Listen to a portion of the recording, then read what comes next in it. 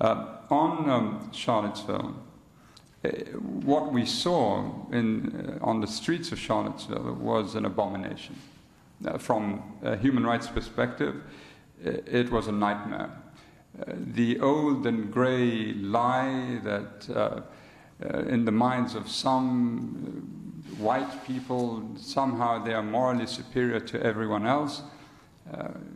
The pages of history are bursting with examples of injustice where this form of thinking brought terrible suffering to so many people. And to see, as the Secretary General said so eloquently when he made these remarks a few days ago, to see Nazi salutes, the swastika, the chanting, anti-Semitic slurs directed against the Jewish population in the United States and others, and as well as the racism expressed in respect of African Americans, was utterly deserving of our condemnation, and has no place in the United States or beyond the United States anywhere else.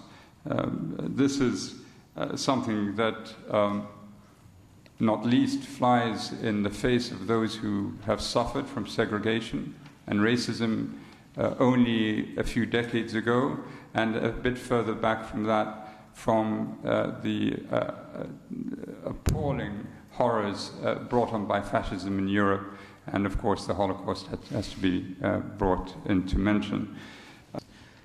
So we've got really till about 11:45, and then Hakim has to leave for another. The President prides himself as a taboo breaker. Indeed, his supporters see him as such. But at the time, I expressed my feeling that this was grossly irresponsible because it has consequences. It emboldens those who may think similarly to sharpen their assaults on these communities.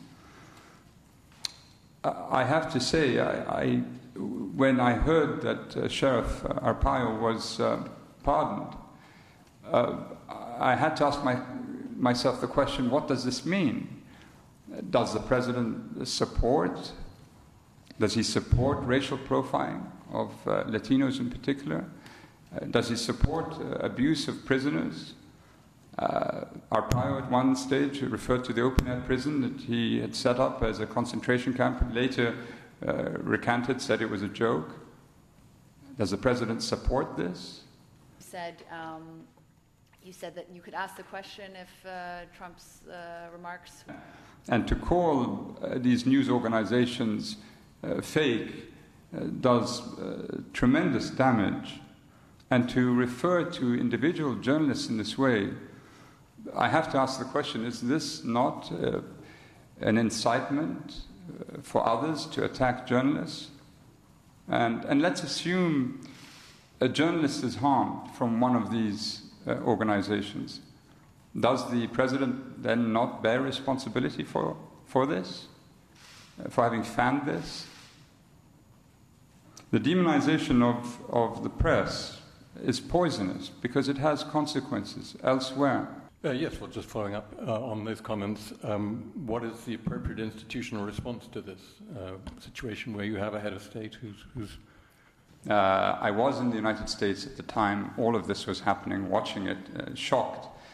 There was such an overwhelming response within the United States to these developments that in the cacophony of noise, comments by me at that stage would, I think, have been lost in the ether.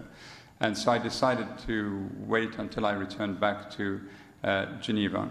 I had intended to bring up some of these points in my speech before the Human Rights Council, but since you asked me the question, I feel compelled to honor the fact that you are a journalist, and I'm here to defend you, to respond to your question.